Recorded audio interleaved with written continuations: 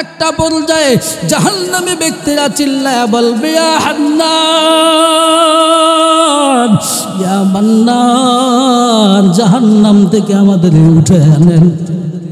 জাহান্নামী ব্যক্তিরা কাঁদবে, মালিক ফেরেশতার কান আল্লাহ তাআলা লাগায় দিবে, এ কানেও শুনবে না, বধির হয়ে যাবে। 40 বছর চিল্লাবে, 40 বছর মানুষগুলো আল্লাহকে ডাকবে, ইয়া হান্নান, ইয়া মান্নান, চিল্লাবে আল্লাহ, ফেরেশতাদেরকে শুনাইবেন রে ভাই, কানের ভিতরে তালা লাগাইয়া দিবে। 40 বছর পর কানের পর্দা খুলবে, তখন শুনবে হান্নান মান্নানের আওয়াজ। ফেরেশতারা বলবে, জাহান্নামীর গোষ্ঠী, কেনই বা আল্লাহকে এত হান্নান মান্নান বলে ডাকো? ফেরেশতাদেরকে বলবে, ও ফেরেশতার দল, আল্লাহকে বলো আমাদের খবর মুহাম্মাদের কাছে জানাতে। এমনি সময় আল্লাহ তাআলা জিবরাইলকে জাহান্নামের কিনারায় পাঠাবে। জিবরাইলকে দেখে মালিক ফেরেশতা দাঁড়ায় বলবে, আপনি কেন জাহান্নামের কিনারায়? জিবরাইল বলবে, মালিক সরে যা, এ মুহাম্মাদের উম্মতের কি অবস্থা আমি জিবরাইলকে জানাও। জিবরাইল জেনে শুনে নবী মুহাম্মাদের কানের কিনারায় গিয়ে বলবে, ও পয়গম্বর, এখনো জান্নাতের ওয়েটিং রুমের ভিতরে আরাম করেন। হে পয়গম্বর, আপনি জানেন আপনার উম্মত এখনো জাহান্নামে। আমার নবী তখন চিল্লিয়ে জাহান্নামের দিকে দৌড় দিবে। আমার নবী চিল্লায় বলবে, নবী আদম, তুমি কোথায়, আমার সাথে আসো।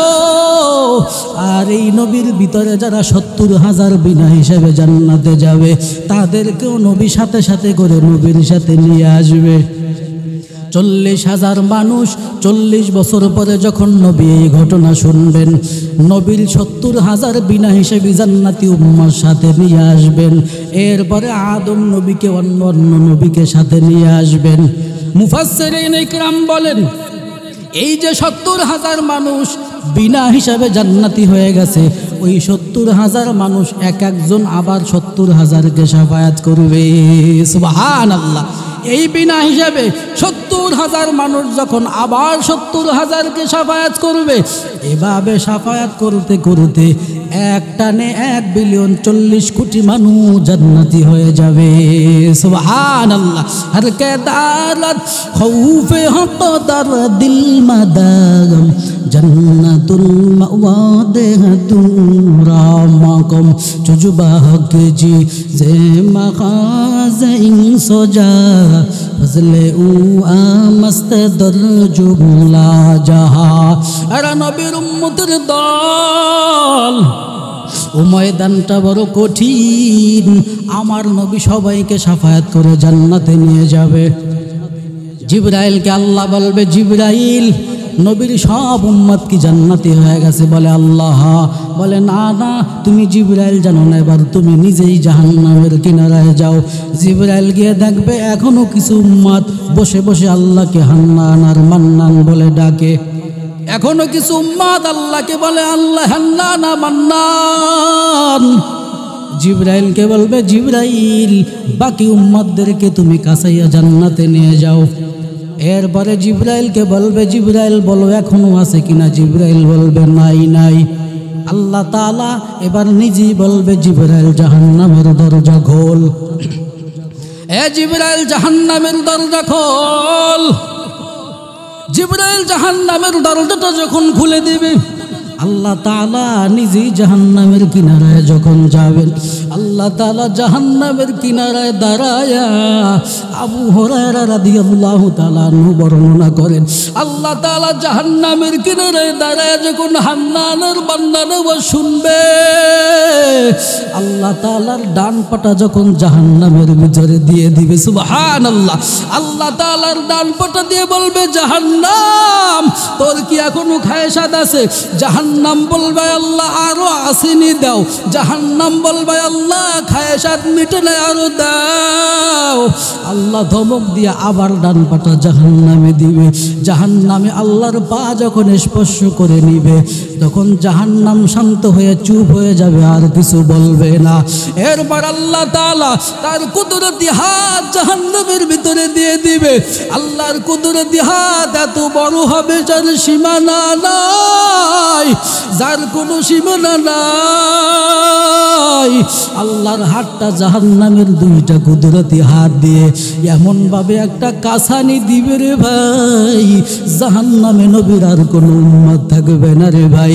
এই উম্মতদেরকে আল্লাহ বাছাই করে করে যত কষ্ট হোক না কেন আল্লাহ জান্নাতের মেহমান বানায় দিবে। সুবহানাল্লাহ। আপনারা বলেন, মাটি থেকে শস্য উৎপাদন হয়, মাটির ভিতর থেকে আপনারা আলু বের করেন, আরো ধান বের করেন, আরো কত শস্য বের করেন। এই যে শস্যটা মাটির ভিতর থেকে হয়, আপনারা বলেন এই শস্যটার মাথায় মাটি থাকে না মাটির নির্যাস থাকে? নির্যাস থাকে। কি থাকে? মাটির ভিতর থেকে একটা নির্যাস দেওয়া হয়েছে। এই নির্যাসের চাপে চাপে ফসলটা ফলে ফলে উপরের দিকে উঠলো। আর এই ফসলটা যখন বান্দা খেয়ে খেয়ে তার শরীরে ঢুকাইল, বান্দার শরীরের ভিতরে রব্বে কাবা ভিটামিন পয়দা করে দেয়। সুবহানাল্লাহ।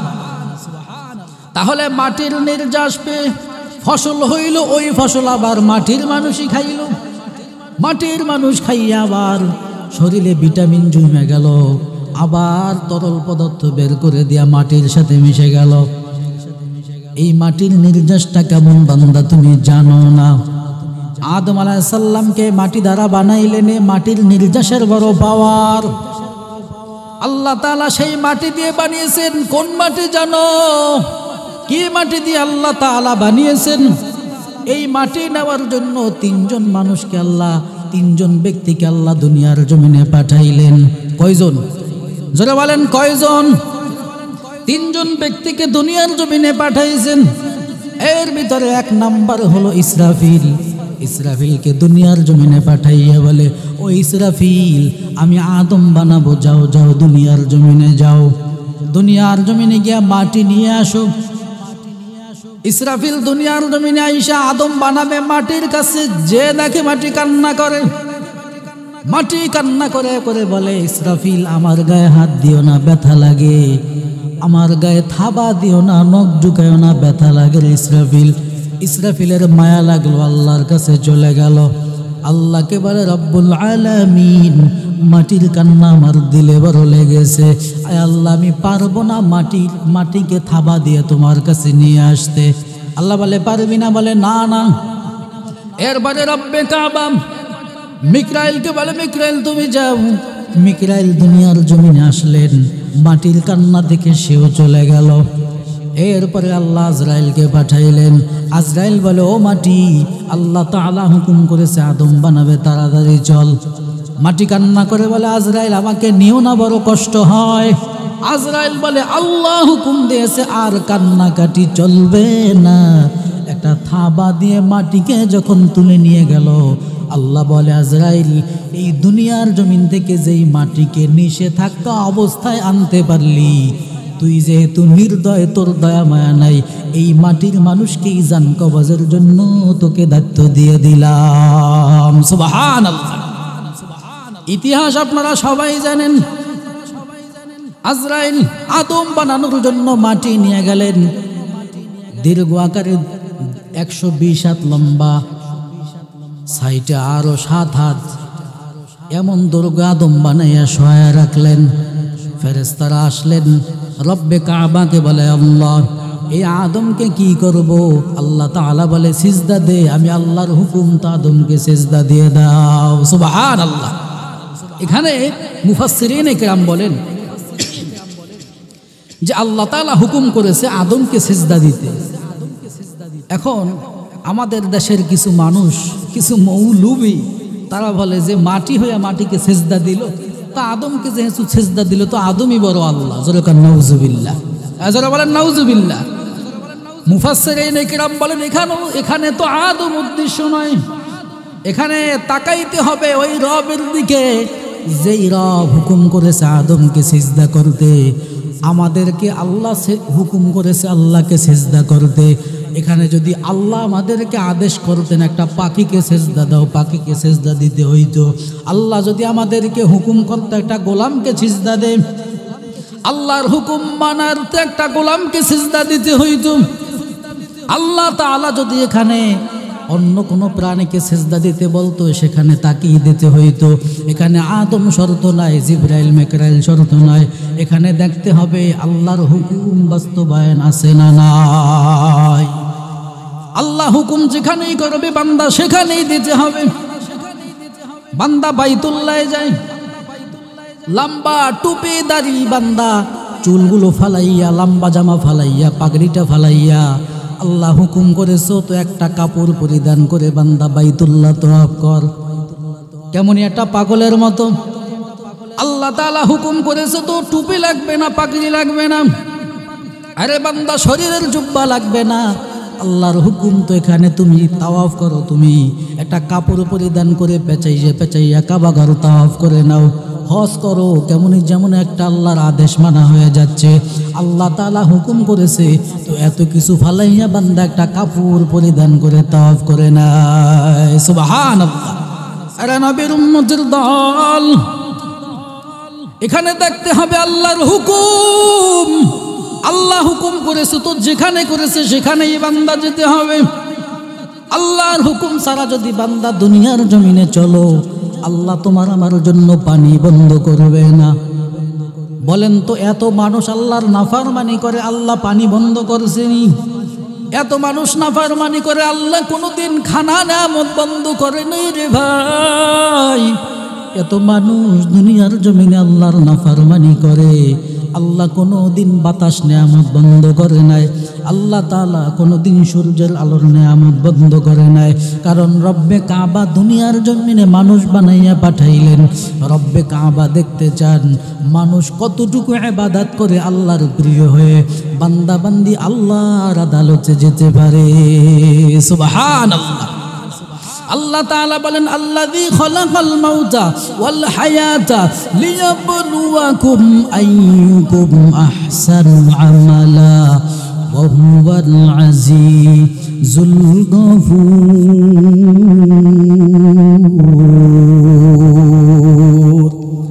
এই কালামে জিন্দা কুরআনে হাকিম হিকমতে ও لا يزال زدو قديم جميع العلم في القرآن حكيم تقاصرت عنه وفهم الرجال بقى قرآن كلام الله بشر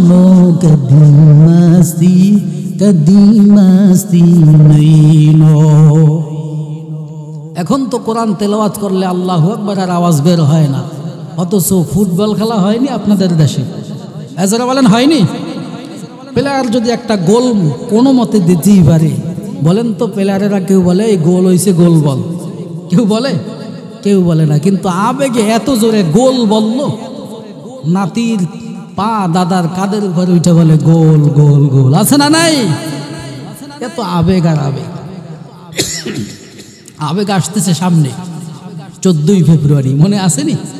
হ্যাঁ যারা বলেন আসেনি মনে? হায় রে আবেগ আর ভালোবাসা, আর কত গোলাপ ফুল যে রাস্তায় বিলীন হয়ে যাবে। 10টা টাকা ফকিরেরে দিতে চায় না, 1000 টাকা দিয়া গোলাপ কিনে ম্যাডাম রে চিনেও না জানে না, পিছন থেকে আই লাভ ইউর শব্দ দিয়ে দেয়। আছে না নাই?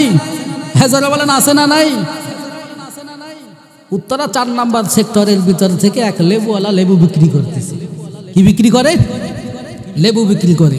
আপনারা ধৈর্য হারা হচ্ছেন নি? অল্প সময়ে বিদায় দিব, থাকবেন তো? লেবুওয়ালা মাথায় লেবু নিয়ে বলতেছে ওই লেবু। কি বলতেছে? ওই লেবু, লেবু লাগবে নি? বাড়িওয়ালা ম্যাডাম 10 তলা থেকে জুতা নিক্ষেপ করছে। আইসা বলে কি রে তোর এত বড় সাহস, তুই আমার বাড়ির সামনে আইসা আই লাভ ইউ বলিস? ম্যাডাম বলতেছে তুই আমার আই লাভ ইউ বললি কেন? লেবুওয়ালা মাথা থেকে লেবুটা ফালাইয়াই বলে কিসের আই লাভ ইউ? আমি লেবু বিক্রি করতেছি, আপনি আমার জুতা নিক্ষেপ করলেন কেন? কয় না তুই আমার আই লাভ ইউ বলছে। বলে না আমি বলেছি ওই লেবু, লেবু লাগবে নি। তা ম্যাডাম এত ভালোবাসার পাগল হইছে লেবুরও লাভ ইউ বানায় দিছে। কথা বলেন আছে না নাই? আছে না নাই? এ জাতি এখন ক্রাশের পাগল হয়ে গেছে।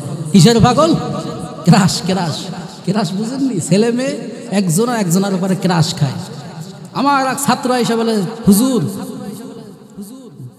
সকাল বিকাল শিফটে ঢেকে আরে পরে শান্তিনগর কাকরাইলের বিএইপ এলাকার মানুষ এসে বলে, হুজুর আমি তো ওই মেয়েটার উপরে ক্রাশ খাইছি। আমি বলি, বাবা ক্রাশ কিরে? বলে, হুজুর আমি আকৃষ্ট হয়ে গেছে। পরে আমি চিন্তা করে বললাম, হায় হায়, এইটার নাম আপনি ক্রাশ?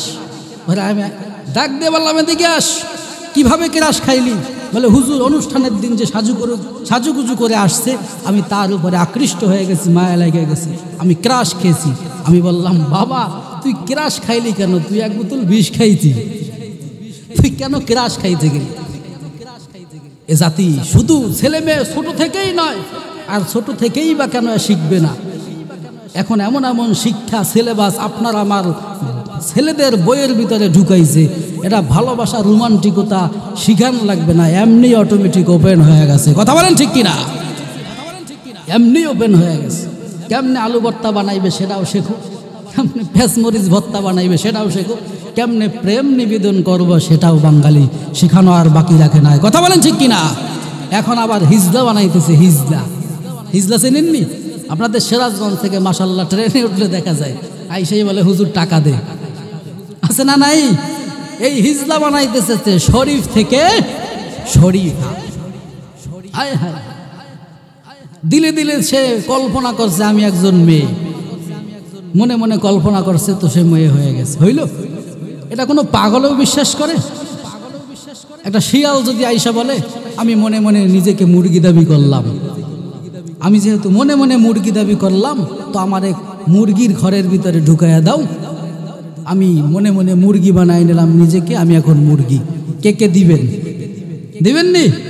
ঢুকাইবেন তো আপনি নিজেও শেষ, ঘরের মুরগিগুলো সব শেষ হয়ে যাবে। কথা বলেন ঠিক কিনা? এমনিই তো সমাজ বড় ধ্বংসের পথে, এমনিই তো প্রেমপ্রীতির হাবুডুবু মেডিসিনে বাংলাদেশ সব সারখার হয়ে গেছে। এমন ভাইরাসে ধরেছে, এই টঙ্গীর খবর 2 দিন আগের, ছেলে মেয়ে দুইজনাকে ভালোবেসে বলতেছে যে বাবা মা যেহেতু মেনে নেয় না, চলো আমরা আত্মহত্যা করি। কি করি? আত্মহত্যা করি। একসাথে রওনা করছে, রেল লাইনের পাশে গিয়ে ছেলেটা রেলের নিচে মাথা দিল, আর মেয়েটা পিছন থেকে হিজরত করে ভাইগে গেল। ছেলে শেষ, দুইজনে একসাথে মরতে গেছে। ছেলে তার জীবন দিয়ে দিয়েছে, মেয়ে পিছন থেকে ভাগছে। এই হইল ভালোবাসা। এই কি ভালোবাসা? হায় রে ভালোবাসা। সংসদ ভবনের সামনে থেকে আমি যাচ্ছি 2-1 বছর আগের কথা, হঠাৎ করে এক ম্যাডাম তার নাগরের চোখের দিকে তাকাইয়া গলায় হাত দিয়া বলতেছে, ও নাগর, তোমার চোখের দিকে তাকাইলে আমি পৃথিবীর সব দেখতে পাই।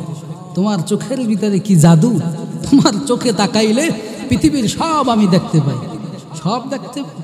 হঠাৎ করে এক মুরব্বী তার পাশ দিয়ে যাচ্ছে, বুড়া মানুষ, লাঠি খন খন করে বলতেছে, মা তুমি তার চোখের দিকে তাকাইলে যেহেতু সবই দেখতে পাও, তো 3 দিন আগে আমার একটা ছাগল হারায় গেছে, এটা একটু খুঁজে দাও। 3 দিন আগে আমার একটা ছাগল হারায় গেছে, ছাগলটা তুমি দেখো, চোখে দেখা যায়। এই হইল অবস্থা, এই হইল ক্রাশের যুগ আর প্রেম প্রীতি ভালোবাসার যুগ। আল্লাহ আমাদেরকে হেফাজত করুক, সকলে বলুন আমিন, যারা বলুন আমিন। এই মানুষগুলোর অন্তরে পরকালের কোনো ভয় নাই, এই ছেলে মেয়েদের বাবার অন্তরে আখিরাতের কোনো ভয় নাই।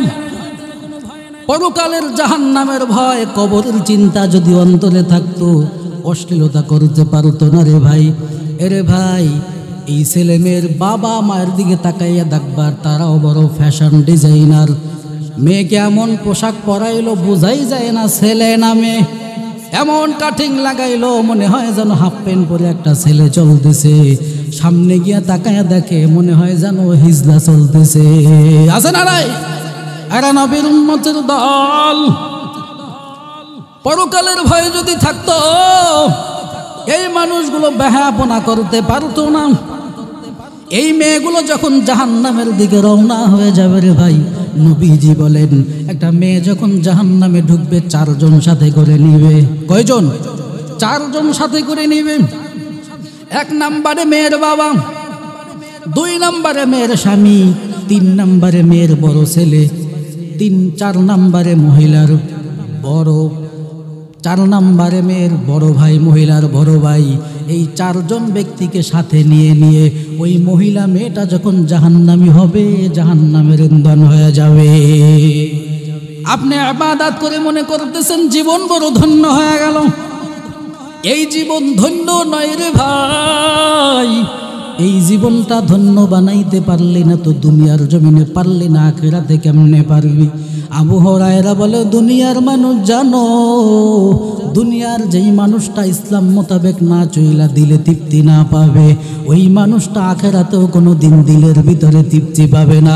দুনিয়ার জমিনে যদি আল্লাহর কোরআন নবীর হাদিস না মেনে অন্তরে তৃপ্তি না পায়, ওই মানুষটা আখিরাতেও কোনো দিন রবের জান্নাতে তৃপ্তি পাবে না। হাসরের ময়দানে কোনো দিন এই মানুষটা তৃপ্তি পাবে না, কারণ তার আমলটা ছিল দুনিয়ার জন্য, আখিরাতের জন্য নয়।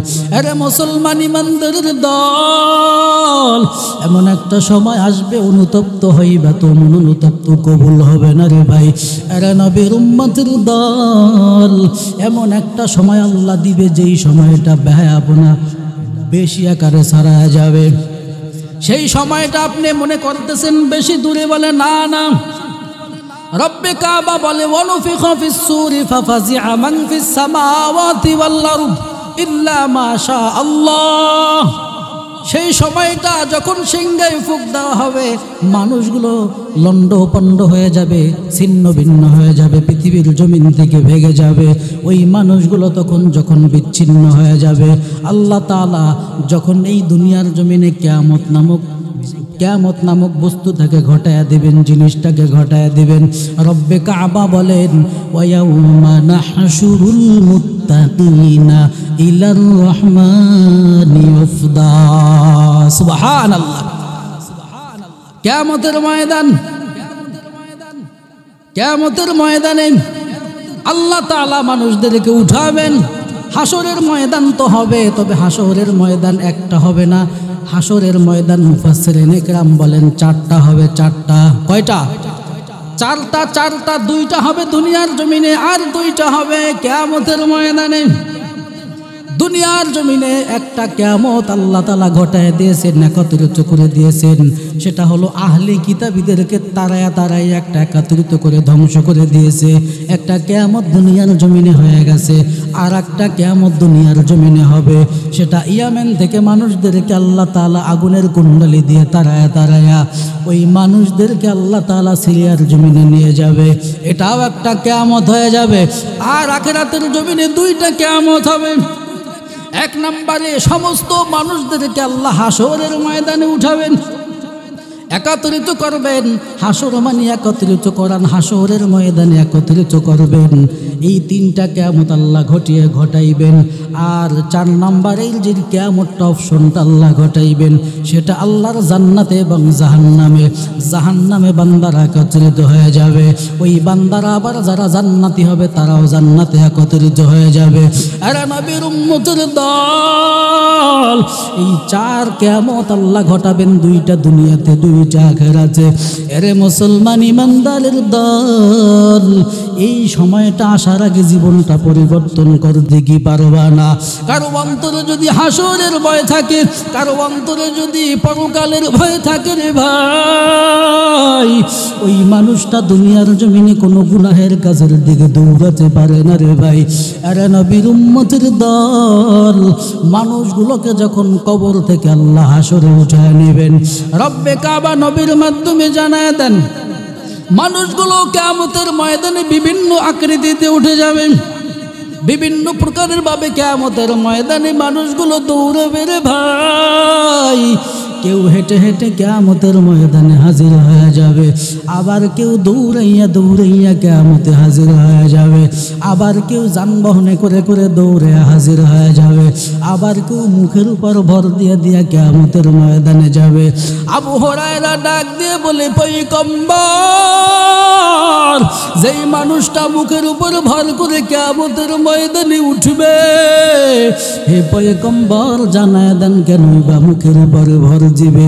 আমার নবী বলেন, আবু হুরায়রা তুমি জানো এই মানুষগুলো মুখে স্লোগান দিয়েছে আল্লাহ, অন্তরে বড় নেফাকি। এজন্য জবান দিয়ে মিথ্যা বলার কারণে, জবান দিয়ে মানুষের সাথে প্রতারণা করার কারণে মুখ দিয়া ভর করে উঠবে। এই মানুষগুলো যখন কিয়ামতের ময়দানে হাজির হয়ে যাবে, আল্লাহ তাআলাকে নবী আমার ডাক দিয়া বলবেন, রব্বুল আলামিন এই মানুষগুলোকে আপনি বিচার করে দেন। আল্লাহ তাআলা বলবে, হে নবী বিচার করা কি খুব দ্রুত জরুরি। নবীর উম্মতগুলো চিল্লায়া চিল্লায়া বলবে, হে নবী বিচার কার্য চালু করতে বলেন। নবীর উম্মত চিল্লায়া বলবে, রব্বুল আলামিন হাসরের ময়দানটা এত কঠিন বানায় দিলেন রে আল্লাহ। আয় আল্লাহ, এই হাসরের ময়দানে দাঁড়াইয়া থাকতে পারি না রে মালিক। হয়তো বিচার করে দেন জান্নাত জাহান্নামে, যেখানে দেন আর সহ্য হয় না। মানুষগুলো চিল্লায়া চিল্লায়া আল্লাহকে ডেকে ডেকে বলবে, বিচার করে দেন। আমার আল্লাহ বলবে, হে নবী আপনার উম্মতদেরকে আপনি হাজির করে দেন। আপনি যেহেতু বলেছেন বিচার করে দিতে, আমি বিচার করব, হাজির করে দেন। আমার নবী ফুপাইয়া ফুপাইয়া কাঁদবে আর বলবে, আয় আল্লাহ এই কিয়ামতের ময়দান বড় কঠিন। এই কিয়ামতের ময়দানে কাকে হাজির করব, কারই বা বিচার করবেন। আয় আল্লাহ আমার গুনাহগার উম্মত বড় পাপী। আয় আল্লাহ কাকে হাজির করব আপনি একটু জানায় দেন, বুঝিও না। আমার নবী আল্লাহর ডান পাশে দাঁড়াইয়া মাকামে মাহমুদ নামে জায়গায় দাঁড়াইয়া আমার নবী চিল্লায়া চিল্লায়া আল্লাহর দিকে তাকায়া তাকায়া কাঁদবে। আর ফেরেশতারা নবীর দিকে তাকাইয়া বলবে, ও পয়গম্বর আসা আইয়া বাআসাকা রব্বুকা মাকামুম মাহমুদা।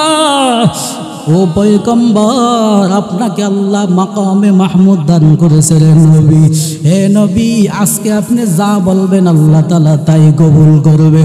আম্মা জান আয়েশা বলে, দুনিয়ার ভিতরে যত নবী আল্লাহ আগমন ঘটাইলেন, সব নবীদেরকে আল্লাহ আলাদা একটা দোয়া শিক্ষা দিয়েছেন। সব নবীরা তাদের দোয়াগুলো আল্লাহর আদালতে করেই ফেলেছে, কিন্তু আমার নবীকে আল্লাহ আলাদা স্পেশাল কিছু দোয়া শিক্ষা দিয়েছেন। আমার নবী এই দোয়াগুলো দুনিয়ার জমিনে কখনো করে নাই। আম্মা জান আয়েশা বলে, ও দুনিয়ার মানুষ তোমরা জানো, হে দুনিয়ার মানুষ এই দোয়াগুলো নবী মাকামে মাহমুদে দাঁড়াইয়া করবে। মাকামে মাহমুদে দাঁড়াইয়া নবী আল্লাহর দরবারে সেই দোয়াগুলো করবে। আল্লাহ বলবে, হো নবী আর কাঁদবেন না। হে নবী যাক দোয়া করবেন আমি আল্লাহ তাআলা কবুল করে নিলাম। আমার নবী এর উপরও কান্না থামে না। আমার নবী আল্লাহর আরশের দিকে তাকায়া তাকায়া কাঁদে। সাহাবায়ে কেরাম নবীর দিকে তাকায়া কাঁদে আর বলে, আয় আল্লাহ এই নবী উম্মতের জন্য ঠিকমতো ঘুমাইতে পারে না, এই নবী উম্মতের জন্য ঠিকমতো খানা খাইতে পারে না, এই নবী ঠিকমতো চলতেও পারে নাই, বসতেও পারে নাই, আরাম করতে পারে নাই। আবু বকর আল্লাহর দিকে তাকাইয়া বলে, রব্বুল আলামিন এই নবী উম্মতের জন্য এত কষ্ট করেছে, আরাম করতে পারে নাই। এই নবী ঠিক মতো ভালো কোনো খানা খাইতে পারে নাই। এই নবীকে আপনি পাঠিয়েছেন আল্লাহ। কাফেরের নির্যাতনে নবী আমার দুনিয়ার জীবনটা কাটাইলে, এই নবী দুনিয়ার জমিনে ভালো কোনো পোশাক পরতে পারে নাই। আমার নবীর দিকে তাকাইয়া সাহাবায়ে কেরাম কানবে। আমার আল্লাহ বলবে, ও পয়গম্বর উম্মত হাজির করে দেন, আমি আল্লাহ বিচার করে দেই। আল্লাহ তাআলা নবীকে ইশারা করে বলবে, নবী উম্মত হাজির করেন। আমার নবী আবু বকরকে বলে, আবু বকর আজকে কিয়ামতের ময়দানে তুমি ছাড়া আল্লাহর সামনে কেউ যেতে পারবে না। আমার আল্লাহ বলবে, উম্মত হাজির করেন। আমার নবী আবু বকরের দিকে তাকাইয়া আবু বকরকে বলবেন, আবু বকর আসো, তুমি আজকে আল্লাহর সামনে দাঁড়ায়া দাঁড়ায়া জীবনের হিসাবটা দিয়ে দাও। আবু বকর বলে, পয়গম্বর আপনি জানেন জীবনের অর্ধেকের বেশি সময় আমার ঈমান হারা অবস্থায় গেল। হে পয়গম্বর আল্লাহর সামনে দাঁড়াইতে বড় ভয়, আল্লাহর সামনে আমি আবু বকর দাঁড়াইতে অন্তরে বড় ভয়, না জানি আমার হিসাবটা কঠিন হয়ে যায়, কঠিন হয়ে যায়। আবু বকর দাঁড়ায় না, আমার নবী ধাক্কা দিয়ে আবু বকরকে সামনে দিয়ে দিবে। আবু বকরকে দেখে আল্লাহ এত খুশি, এত খুশি, আবু বকরকে দেখে আল্লাহ সালাম জানায় দিবে। সুবহানাল্লাহ। আই বেরাদার দূরে বসাজ ইয়ারে বদ বদ তোর বুয়াদ মারে বদ জন হাতরা বর জানাত ইয়ারে বদ বর জানি মানত জানাত। এরা নবীর উম্মতের দল। আবু বকরকে সালাম জানায় নবী তাকে পাশে সরায় দিবে। এরপরে ওমরকে ডাক দিয়ে বলবে, ওমর তুমি আসো, আল্লাহর সামনে আসো। ওমর এবার ডাক দিয়া বলে, পয়গম্বর আপনি আমাকে আল্লাহর সামনে কেমনে দাঁড় করায় দেন? আল্লাহর সামনে আপনি আমাকে কেমনে দাঁড় করান? আমি ওমর তো তরবারি নিয়ে আপনার মাথাটা আনার জন্য বড় পাগল ছিলাম। হে নবী, আজকে কিয়ামতের ময়দানে যদি আপনি আল্লাহর সামনে দাঁড় করায় দেন, আর আল্লাহ যদি আমাকে ডাক দেয়া বলবেন, ওমর তুমি কি মুহাম্মাদের মাথাটা নিয়ে হাজির হইতে পেরেছো? আজকে কি মুহাম্মাদের মাথা নিয়ে আমার সামনে এসেছো ওমর? এই কথা যদি আল্লাহ আমাকে জিজ্ঞাসা করে, রে পয়গম্বর আল্লাহর সামনে দাঁড়ায়া কি জবাব দিব? পারবো না। আবু বকর চিল্লায়া কাঁদে, ওমর আল্লাহর দরবারে চিল্লায়া কাঁদে। কান্নার কিয়ামতের ময়দানে বড় আওয়াজ। ওমরকে দেখে আল্লাহ তাআলা এমন অবস্থা হয়ে যাবেন, আল্লাহ তাআলার জালালিয়াতের রূপটা এমন হবে, ঠান্ডা হয়ে জামালিয়াতের রূপে চলে আসবে। সুবহানাল্লাহ। জান্নাত তো যুখু সে রব কা করো আর जो है मैं तुझे देखा करो। जन्नत दो ज़ुख़ से या रब क्या करो আর जो है मैं तुझे देखा करो। এভাবে নবী আমার উসমানকে দাঁড় করাবেন, আলীকে দাঁড় করায় দিবেন। আল্লাহ তাআলা এই সাহাবাদেরকে দেখে বড় আনন্দিত হয়ে যাবে, খুশি হয়ে যাবে। এরপর আল্লাহ বলবে, ও পয়গম্বর আপনার পছন্দের উম্মত বাছাই করে করে জান্নাতের মেহমান বানায় দেন। আপনার পছন্দের উম্মত আজকে কিয়ামতের ময়দানে বাছাই করে নেন, আপনি বাছাই করে জান্নাতের দিকে যান। আমার নবী কি উম্মতের মাঝে যখন ঢুকে যাবে, উম্মতগুলো খুঁজে খুঁজে বের করা শুরু করবে। আম্মা জান আয়েশা বলে, নবীজি কেমনি বা খুঁজে পাবেন, কেমনি বা বের করবেন? আমার নবী বলে, আয়েশা তুমি জানো কিয়ামতের ময়দানে আমার খাঁটি উম্মত যারা হবে, ওই যে শীতের ভিতরে মানুষগুলো বসে বসে তাদের গোড়ালির ভিতরে দাগ লাগাইছে রে আয়েশা, ওই যে শীতের ভিতরে উজু করে করে মসজিদে মুসাল্লায় নামাজে দাঁড়ায় গেছে, আরে আয়েশা উজুর পানির বদৌলতে এই দিনের জন্য কষ্ট স্বীকার করার বদৌলতে আল্লাহ রব্বুল আলামিন ওই বান্দাদেরকে, আমার উম্মতদেরকে চেহারায় উজ্জ্বলতা, হাতের ভিতরে উজ্জ্বলতা, পায়ের ভিতরে উজ্জ্বলতা এমনভাবে দিবে সারা হাসরবাসী দেখতে পাবে। সুবহানাল্লাহ। আরে নবীর উম্মতের দল, নবী আমার খুঁজতে থাকবে, খুঁজতে থাকবে। পিছন থেকে আল্লাহ তাআলা একটা আওয়াজ দিয়ে বলবে, ওয়ামতাজুল ইয়াউমা আইয়ুহাল মুজরিমুন।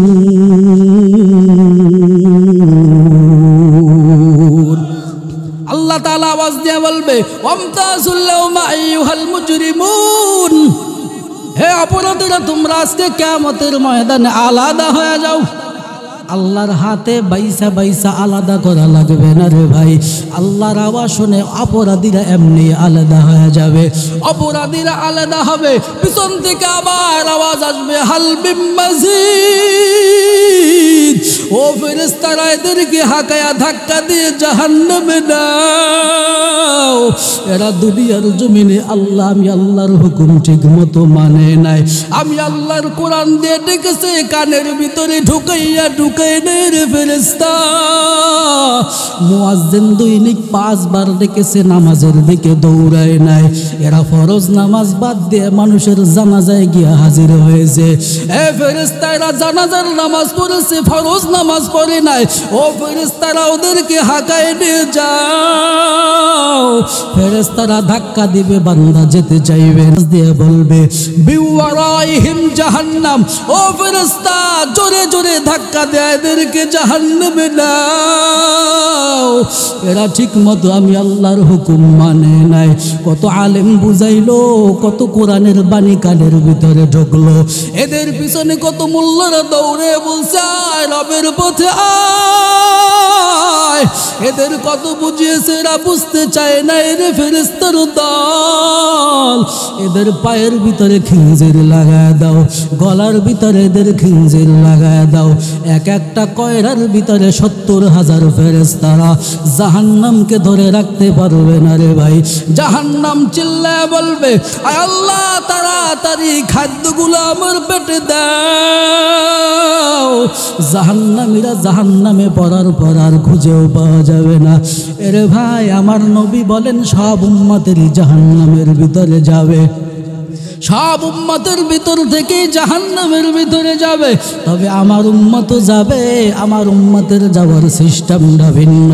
আমার উম্মতের ভিতরে যারা পুরুষ হবে তাদের দাড়ি ধরে জাহান্নামে ফেলাবে, যারা নারী হবে তাদের চুলের মুঠি ধরে ফেলাবে। বলে কেন ইবা ফেলাবে? এই নবীর উম্মতের চিহ্ন বানাইয়া তারপর জাহান্নামে দিবে। দাড়ি ধরে চিহ্ন বানাইয়া জাহান্নামের ভিতরে দিবে। মহিলাদেরকে চুলের মুঠি ধরে জাহান্নামে দিবে।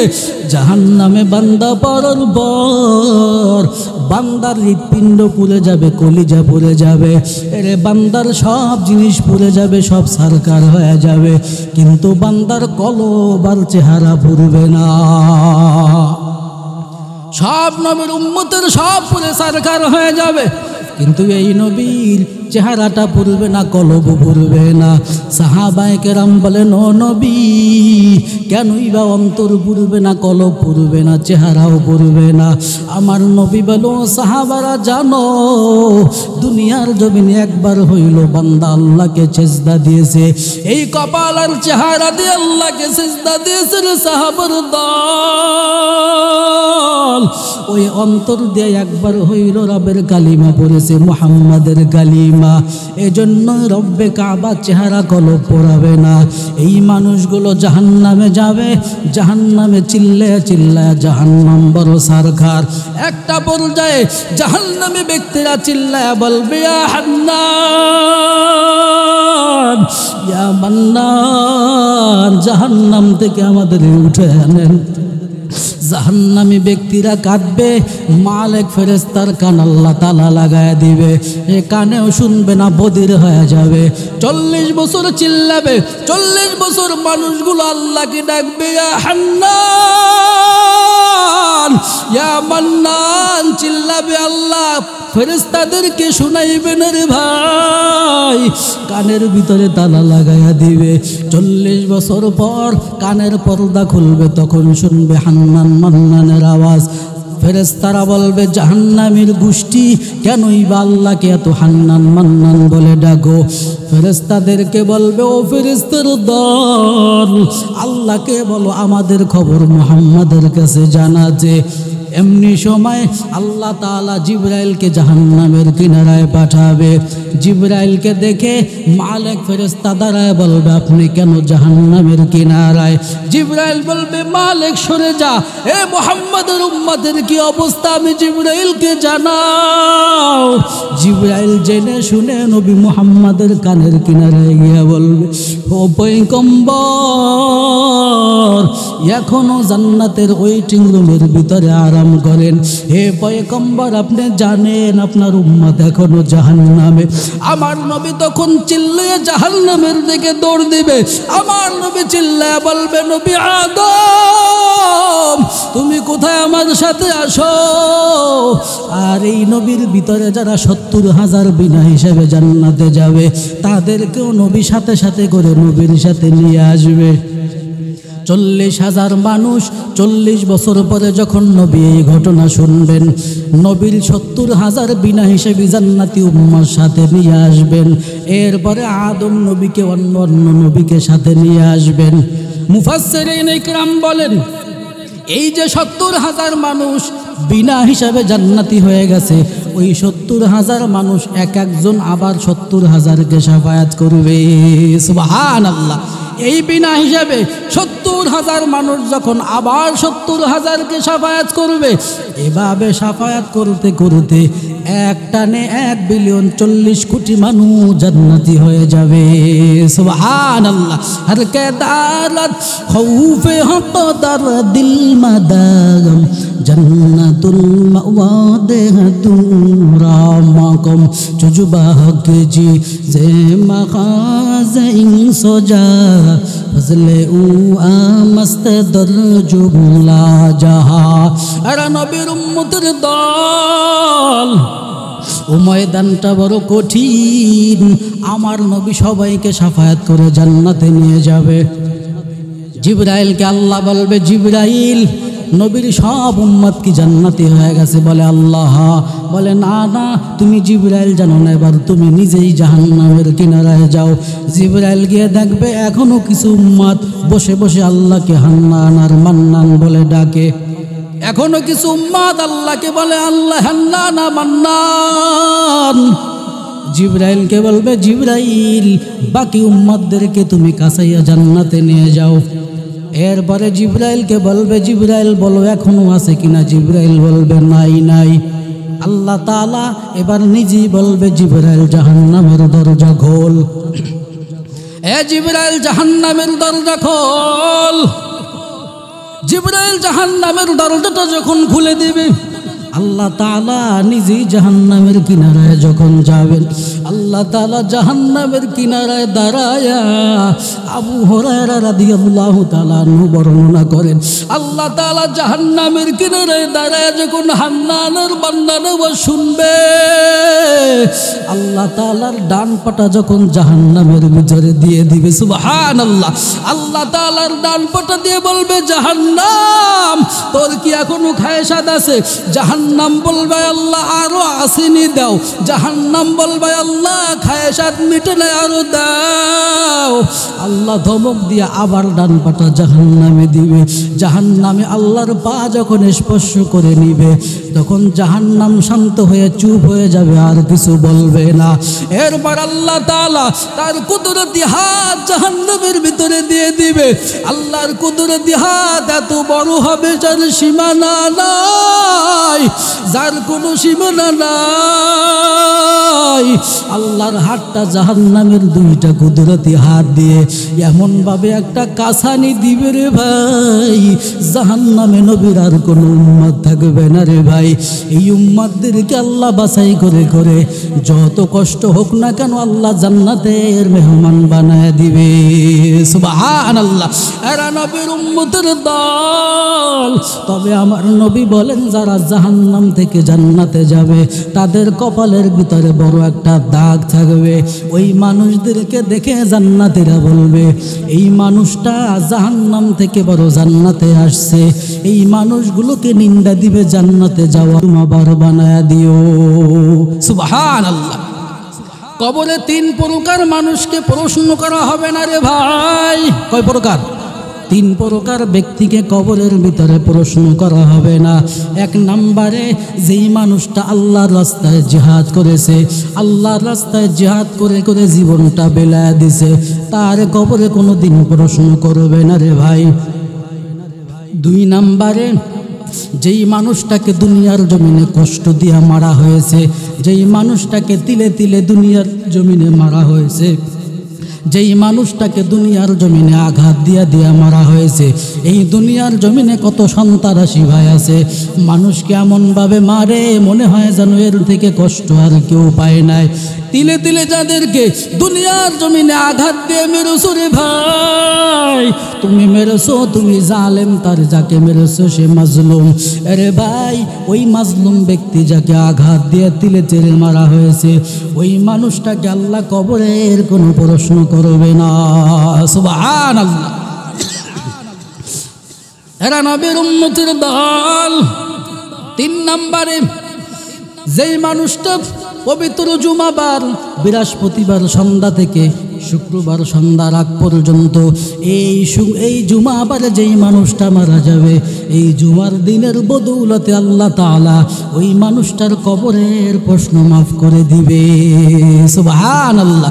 মাউতু কাসিন কুল্লু নাসিন শারবু কবর বাইতিন কুল্লু নাসিন দাখিলু।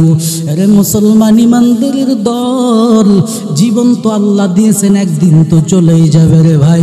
তোমার দাদা ছিল, আজ নাই। তোমার মামা ছিল, বাবা ছিল, মা ছিল, আজ পৃথিবীর জমিনে নাই। কেমন আছে, কি কর্ম করেছে তুমি নিজেই ভালো করে জানো ভাই। আরে ভাই, তুমি আমি আসি, একদিন থাকবো না, তবে আমল কি করলাম, কি আল্লাহর আদালতে পেশ করবো জানা নাই। আরে ভাই, কি আমল করেই বা আল্লাহর আদালতে রওনা হয়েছো। ওমর ফারুক রাদিয়াল্লাহু তাআলা আনহু অর্ধ জাহানের খলিফা শাসন করেছে রে ভাই। এত কিছু শাসন করার পরও, এত আমল করার পরও, জান্নাতে সার্টিফিকেট হাতে পাওয়ার পরও, গভীর রাতের রাস্তায় যখন ওমর দৌড়ায়, ওমর গলার ভিতরে গামছা লাগাইয়া, দড়ি লাগাইয়া, বাঁশের সাথে ঝুলে, আর আল্লাহকে বলে, রব্বুল আলামিন, আমি ওমর তোমার কাছে কি জবাব দিব? তুমি যদি প্রশ্ন করো, হিসাব চাও, হিসাব দেওয়ার মতো শক্তি নাই। আয় আল্লাহ, হিসাবের কাঠগড়া থেকে আমাকে বিদায় করে দেন, আমাকে মাফ করে দেন। আল্লাহর আদালতে মাপ পাওয়ার জন্য গলায় গামছা লাগাইয়া, বাঁশের সাথে ফাঁস লাগায়া লাগায়া শরীরকে কষ্ট দেয়, আর বলে, আল্লাহ মাফ করে দেন, আমাদের আপনি মাফ করে দেন।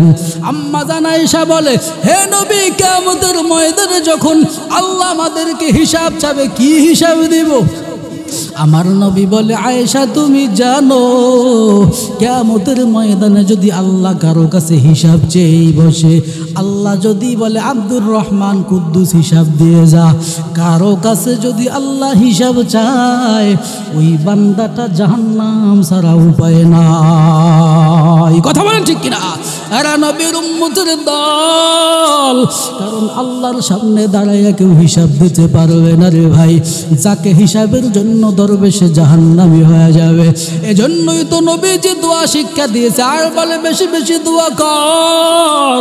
আল্লাহুম্মা হাসিবনি হিসাবান ইয়াসীরা, আল্লাহুম্মা হাসিবনি হিসাবান ইয়াসীরা।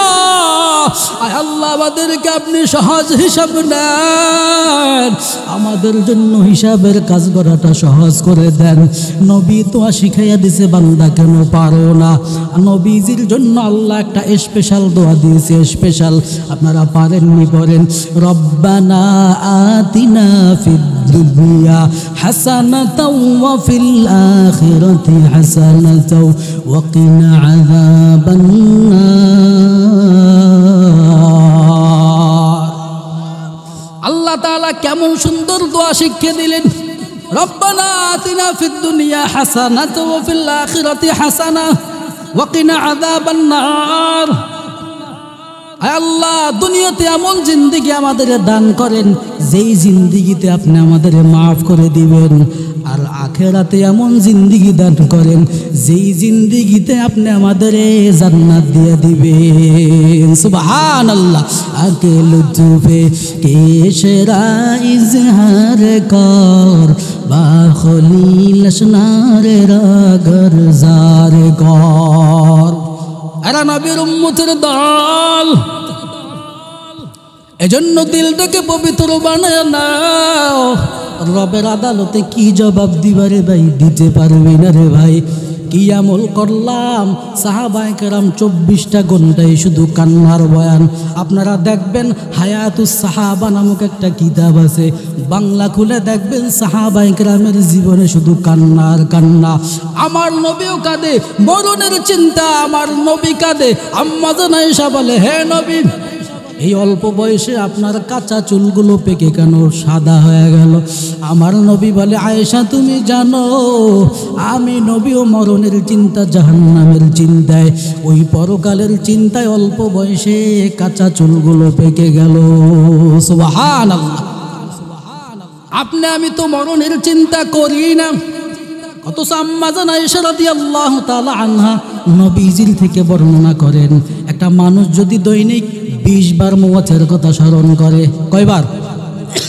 যারা বলেন কয়বার? 20 বার। আম্মা জান আয়েশা বলেন 20 বার যদি মওয়াতের কথা স্মরণ করে, দৈনিক 20 বার, ওই মানুষটা যদি মারা যায়, ওই মানুষটার নামটা আল্লাহ শহীদের কাতারে উঠে নিবে। সুবহানাল্লাহ। দৈনিক তো 20 বার দূরের কথা, মওয়াতের কথা, দৈনিক 20-50 বার বিড়ির কথা বান্দার মনে পড়ে, আছে না নাই? আরে নবীর উম্মতের দল, এজন্য বান্দা মওয়াতের কথা স্মরণ করুন। বেশি বেশি মরণের কথা স্মরণ করলে বান্দার দ্বারা কোনো গুনাহের কাজ সম্ভব না। আরে বান্দা, জীবন তো চলতেছেই, চলবেই চলবে। আমার নবী বলেন, বান্দার জীবন দিয়েছি, যৌবন দিয়েছি, ছেলে মেয়ে দিয়েছি, বাল বাচ্চা দিয়েছি। নবী বলেন, এই আল্লাহ তাআলা যাদেরকে নিয়ামত স্বরূপ দিলেন, এদেরকে যদি কোনোভাবে ইসলাম মতে চালাইয়া বান্দা ঠিকমতো ইবাদত করে আমি আল্লাহর আদালতে আসতে পারে, ওই বান্দাটাকে আল্লাহ বিনা হিসাবে জান্নাতের মেহমান বানায় দিবে। সুবহানাল্লাহ। সংসার বান্দা ভালোভাবে করে যদি ছেলে মেয়েটিকে সুন্দরভাবে তুমি দিন শিক্ষা দিয়ে যেতে পারো, এর বদৌলতে আল্লাহ বিনা হিসাবে জান্নাত দিবে। এরে বান্দা, আল্লাহ তাআলা জানেন তুমি কষ্ট করো, বান্দা তুমি সারা দিন কষ্ট করো, এজন্যই তো রব্বে কাবা দৈনিক তোমার জন্য 5 ওয়াক্ত নামাজ ফরজ করেছেন। আপনারা বলেন 5 ওয়াক্ত নামাজ পড়তে 1.5 ঘন্টা সময়ের বেশি লাগেনি? যারা বলেন লাগেনি, আপনি একটু ক্যালকুলেটর হিসাব মিলে নেন। একটা মানুষের হায়াত যদি 60 বছর হয়, একটা মানুষের হায়াত যদি 60 বছর হয়, একটা মানুষ যদি দৈনিক 8 ঘন্টা ঘুমায়, ওই মানুষটার তাহলে 60 বছরে ঘুমাইতে ঘুমাইতে 20টা বছর চলে যায়। কয় বছর? একটা মানুষ 60 বছর হায়াতের দৈনিক 8 ঘন্টা ঘুমাইলে 20 বছর ঘুমে ঘুমে চলে গেল। দৈনিক যদি একটা মানুষ 8 ঘন্টা কাজ করে, 60 বছর হায়াতের ভিতরে 20 বছর গেল কাজে কাজে, হইল কয় বছর? 40। কত? 40 বছর। একটা মানুষ যদি দৈনিক 4 ঘন্টা খাওয়া দাওয়া, নামা গোসল, অন্য কাজ যদি করে, তাহলে মানুষের 10টা বছর, 60 বছর হায়াতের ভিতরে 10টা বছর মানুষের খাওয়া দাওয়া, নাওয়া গোসলের ভিতরে চলে যায়। হইল কত? 50 বছর। কত? 60 বছর হায়াতের ভিতরে 50 বছর বান্দা দুনিয়ার কাছে গেল। এরপরে বান্দা হাতে আছে 10 বছর। আরে বান্দা, 10টা বছর হাতে যখন তোমার হাতে আছে, দৈনিক 2 ঘন্টা ফোন টিপলে বান্দা 60 বছরের ভিতরে 5 বছর তোমার গেল ফোনের ভিতরে। বান্দা, তোমার হাতে থাকে 5 বছর। আরে বান্দা, হিসাব মিলায় দেখছুনি রে বান্দা, হিসাব মিলায় দেখছুনি রে ভাই, তুমি এই 60 বছর হায়াতের ভিতরে 5টা বছর সময় আল্লাহকে দিতে পারো নাই। আর এই বান্দা যদি আল্লাহর সামনে দাঁড়াইয়া হিসাবের জন্য যাও, আরে বান্দা, জাহান্নাম ছাড়া কোনো উপায় থাকবে না রে ভাই। হিসাব মিলাইছো নি? 60টা বছর হায়াতের বান্দা 55 বছর দুনিয়ার জমিনে কাটায় দিলা। আরে বান্দা, 5টা বছর সময় আল্লাহকে দিতে পারলি না। আরে নবীর উম্মতের দল, এজন্য বান্দা সময়ের হিসাব দিয়ে আল্লাহর সামনে পারবি না। এই সময়ের হিসাব যেন আল্লাহ তাআলা না চায়, এজন্যই ওমর চিল্লে চিল্লে কাঁদে, এজন্যই ওসমান চিল্লে চিল্লে কাঁদে, আলী কাঁদে, ওসমান গনি কবরের পাশে গিয়ে চিল্লে চিল্লে কাঁদে। ওসমান গনি রাদিয়াল্লাহু তাআলা আনহু কবরের কিনারায় দাঁড়ায় দাঁড়াইয়া কান্নাহু তাল্লাহ, মনে হয় যেন হালকা বৃষ্টির ফোঁটার মতো পড়ে। সাহাবায়ে কেরাম বলে, ওসমান, আল্লাহর নবী যখন জান্নাত ও জাহান্নামের আলোচনা করেন, হে ওসমান আপনি তো তখনও এত বেশি কাঁদেন না, আপনি কবর দেখলে কেন চিল্লিয়ে কাঁদেন? ওসমান তখন ডাক দিয়ে বলে, ভাই মরার পরে মানুষের এই প্রথম ঘাটি কবর। আমার নবী বলেন, মানুষের মরার পরে তার সামনে 5টি মামলা, মওয়াদের এক মামলা, কবরের এক মামলা, হাসরের এক মামলা, মিজানের এক মামলা, পঞ্চরাতের এক মামলা। এরে বান্দা, এই মিজানের, হাসরের, পঞ্চরাতের মামলা এগুলো তো পরের মামলা। নবী আমার বলেন, এই কবরের মামলায় যদি কেউ একবার ঠকে যায়, হাসর, মিজান, পঞ্চরাতে কোনো মামলায় বান্দা জিতবে না। নাউজুবিল্লাহ। দুনিয়ার জমিনে বান্দা আপনি যদি ম্যাজিস্ট্রেট কোর্টে ঠকে যান, আপনার জজ কোর্টে জিতবার আশা আছে। জজ কোর্টে ঠকে গেলে বান্দা আপনি হাইকোর্টে, সুপ্রিম কোর্টে জিতবার আশা আছে। সেখানে যদি বান্দা ঠকে যান, বান্দা আপিল বিভাগে জিতবার আশা আছে। কিন্তু দুনিয়ার জমিনের মামলা একটার পর একটা বান্দা জিতার আশা আছে। কবরের মামলা এত কঠিন, এরে ভাই ওই প্রথম মামলায় যদি কেউ একবার ঠকে যায়, হাসর, মিজান, পঞ্চরাতের মামলায় বান্দা জিততে পারবে না। এজন্যই তো ওসমান কবর দেখে চিল্লিয়ে চিল্লিয়ে কাঁদে। এত কেন কাঁদে? বলে কবরের মামলায় যেন আল্লাহ জিতায় দেয়। কবরের মামলা, ফিতনা থেকে যেই ব্যক্তি বেঁচে যাবে, আল্লাহ তাআলা তাকে সসম্মানে জান্নাতের মেহমান বানায় দিবে। সুবহানাল্লাহ। আর জোরে বলেন সুবহানাল্লাহ। মুসলমান ইমানদারের দল, কবরের ভিতরে আপনারা জানেন কবরের ভিতরে পরীক্ষা হবে কয়টা? আজরা বলেন কয়টা? 3টা। তোমার রবকে, তোমার নবীকে, তোমার দিন কি? তবে মুফাসসিরিনে কেরাম বলেন, মুমিন বান্দার কিছু সাইকোলজি পরীক্ষা হবে। সাইকোলজি বলে কেমন সাইকোলজি? মুমিন বান্দা যখন কবরের ভিতরে যাবেন, মুমিন বান্দা যাওয়ার পর মুমিন বান্দার ঘুম আল্লাহ ভাঙবেন না। মুমিন বান্দা কবরের ভিতরে যাবেন, কবরের ভিতরে যাওয়ার পর এমন একটা সময় আল্লাহ তাআলা তার ঘুমটা ভেঙে দিবে। এমন সময়, যেই সময়টা সূর্যটা ডুবে ডুবে লালচা বর্ণ হয়ে গেল, এমন সময় মুমিন বান্দার ঘুমটা আল্লাহ ভেঙে দিবে। মুমিন বান্দা ঘুম থেকে উঠবে, ফেরেশতারা বলবে, মুমিন উঠে দাঁড়াও, উঠে বসো। মুমিন বান্দা বসবে, বসার পরে তাকায়া দেখবে সূর্য ডুবে ডুবে যাচ্ছে। মুমিন বান্দা তখন বলবে, ও ফেরেশতার দল, মনে হয় মাগরিব হয়ে যাচ্ছে, তাড়াতাড়ি কেতলি দাও, তাড়াতাড়ি ওজুর পানি দাও, তাড়াতাড়ি পবিত্রকরণের পানি দাও। আরে আমি মুমিন, দুনিয়ার জমিনে নামাজ রোজা করেছি, এখন তো মাগরিব হয়ে যাবে, তাড়াতাড়ি কেতলির পানি টাগায় দাও। এই মাগরিব হওয়ার আগে আমি মুমিন তাড়াতাড়ি আসরের নামাজ আদায় করে নেই। এই কবরের ভিতরে সাইকোলজি পরীক্ষা হয়ে যাবে। যেই ব্যক্তি মুমিন হবে, নিজেই ফেরেশতাদেরকে বলবে, ওজুর পানি দিয়ে ওজু করব, সূর্য ডোবার আগে আমি নামাজ আদায় করে নিব।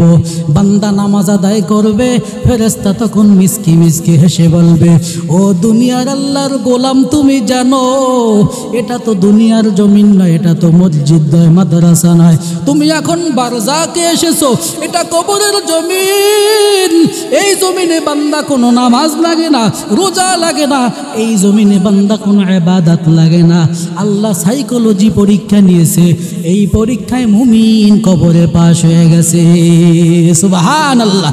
মকুম ফুসুতি নামাজে পঞ্জগানা ফাওয়াইলুল লিল মুসাল্লিনা আল্লাযীনা মুমিনারা ইনামাদ ইনদা বেদা ইস্তাইনু আয়াতে কুরআব খা আয়াতে কদ আফলাহা রায়াবগুন কৌল গুনদার মানিয়াদ দিল সাদিকুন।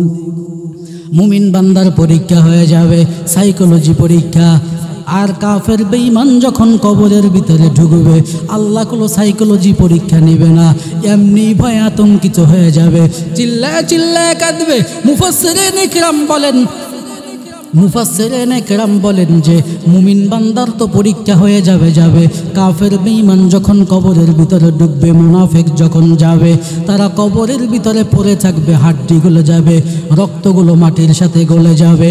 এই রুহটা যখন আল্লাহর আদালতে চলে যাবে, 3 দিন পরে আল্লাহর আদালতে রুহটা চিল্লায় বলবে, আয় আল্লাহ, এই পাপী ব্যক্তির রুহু, আমি একটু আদেশ চাই, দুনিয়ার জমিনে একটু ঘুরে আসব। কোথায় ঘুরে আসবি? বলে আমার যেই দেহটা ছিল ওই দেহটার আশেপাশে কিনারায় আমি একটু ঘুরে আসব। আল্লাহ 3 দিন পরে হুকুম দিবে, যাও যাও, হুকুম দিলাম।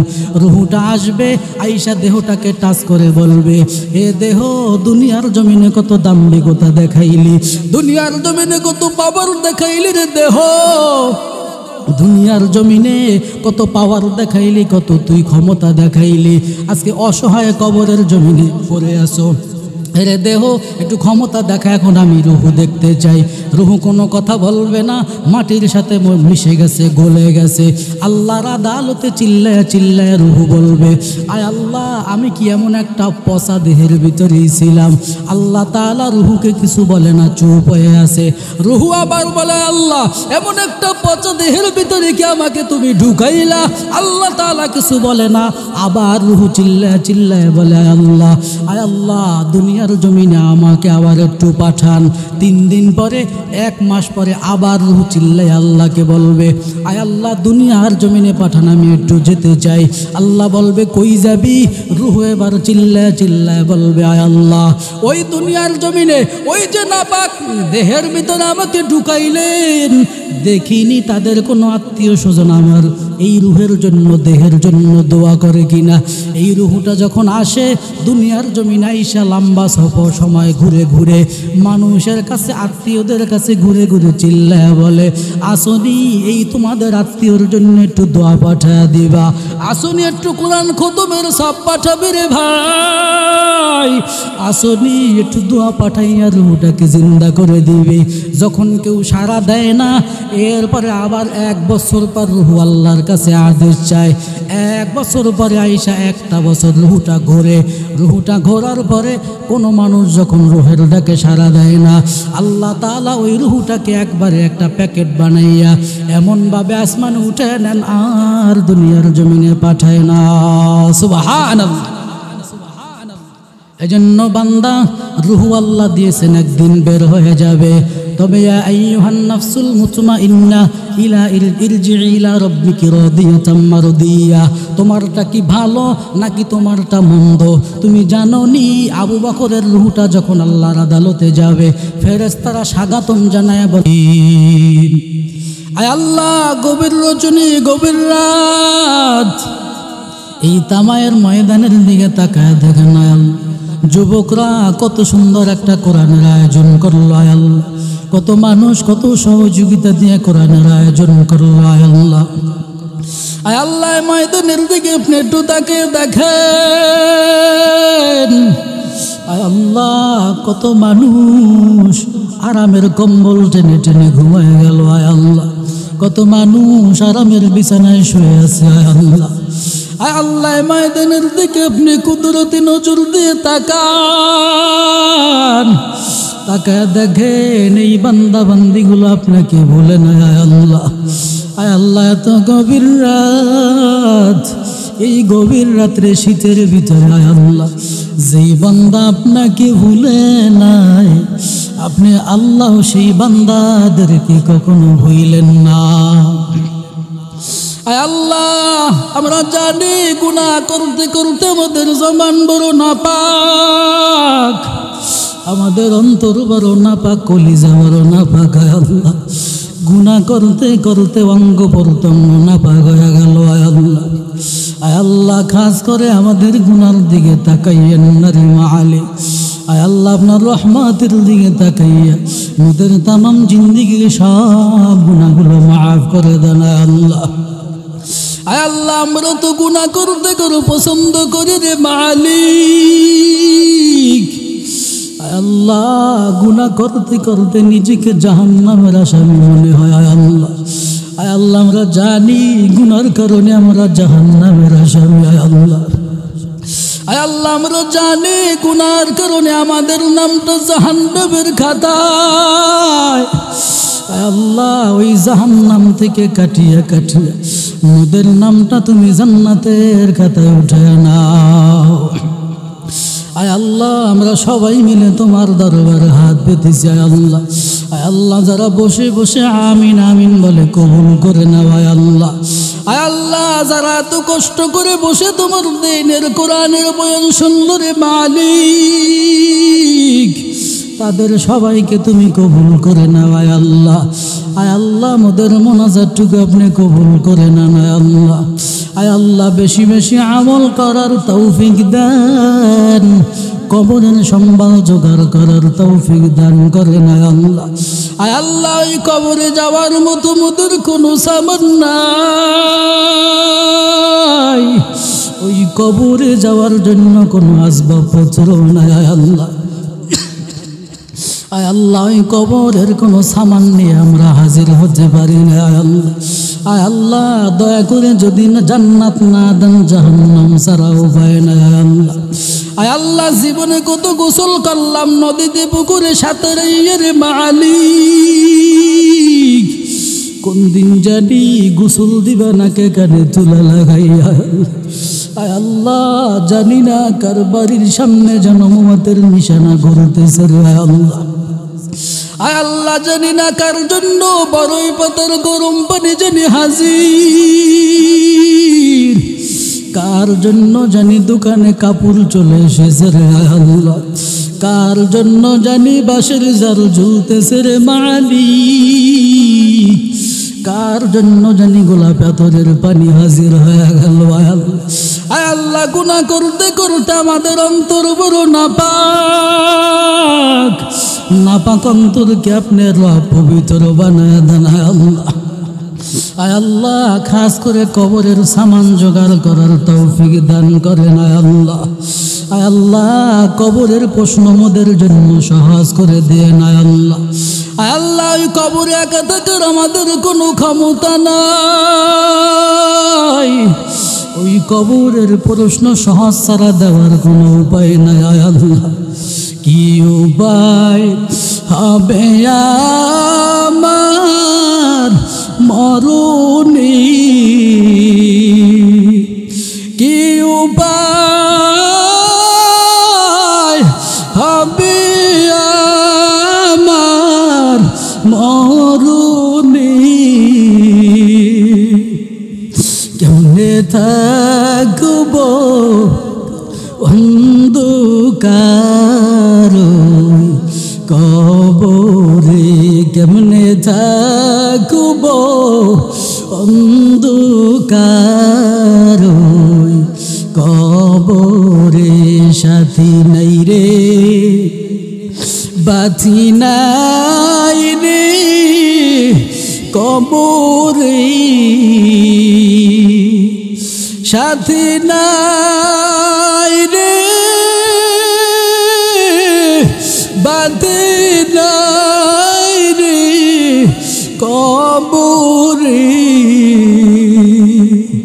বিছনা নাই রে বালিশ নাই রে কবরে, বিছনা নাই রে বালিশ নাই রে কবরে, সাপে কাটবে গুরুজ মারবে কবরে, সাপে কাটবে গুরুজ মারবে কবরে, আগুন জ্বালায়া দিবে কবরে, আগুন জ্বালায়া দিবে কবরে, জীবনে না করিলাম বন্দেগী, এ জীবন না করিলাম বন্দেগী, গুনাহ করে কাটাইলাম জিন্দেগি, গুনাহ করে কাটাইলাম জিন্দেগি। আয় আল্লাহ, আপনি যদি আমাদের মাফ না করেন, আয় আল্লাহ আপনি যদি আমাদের নিজ গুণে ক্ষমা না করেন রে মালিক, আমাদের দুনিয়ায় আখেরাতে আর কোনো যাওয়ার জায়গা নাই। আয় আল্লাহ, দুনিয়ার দরজা থেকে তারা দেখ আমাদের কোনো আফসোস নাই আয় আল্লাহ, কিন্তু আপনার দরজা থেকে যদি আমাদের তাড়িয়ে দেন আর কোনো যাওয়ার জায়গা নাই আয় আল্লাহ, আর কোনো দরজায় দাঁড়াতেও পারবো না আয় আল্লাহ। আয় আল্লাহ, সবাই মিলে আমরা দোয়া করি আয় আল্লাহ, সবাই মিলে আমরা হাত পেতেছি, তারা দেন না আয় আল্লাহ, ফিরা দেন না, তারা দেন না আল্লাহ। আয় আল্লাহ, খাস করে জীবনের সব গুনাহ মাফ করে দেন আয় আল্লাহ। আয় আল্লাহ, খাস করে মজলিসের ভিতরে কার জানি মা নাই, কার জানি বাবা নাই, এতিম হইয়া বৈশা বৈশা কান্না করে আয় আল্লাহ, ওই মা দুঃখিনী আজ দুনিয়ার জমিনে নাই।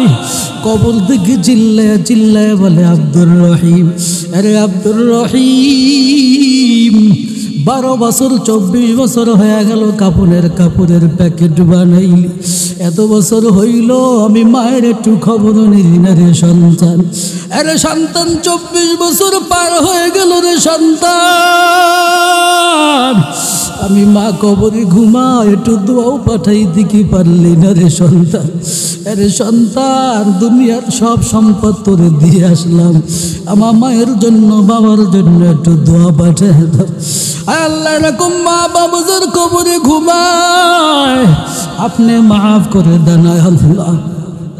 ওই মা দুঃখিনী কবর থেকে বলে রে সন্তান, এরে সন্তান, আষাঢ় মাসের বৃষ্টির পানিতে কবর তলায় যায় রে সন্তান, আরে সন্তান, জোয়ারের পানিতে কবর তলায় যায় রে সন্তান, এত পানি আসে জাহান্নামের আগুন নিবে না রে সন্তান।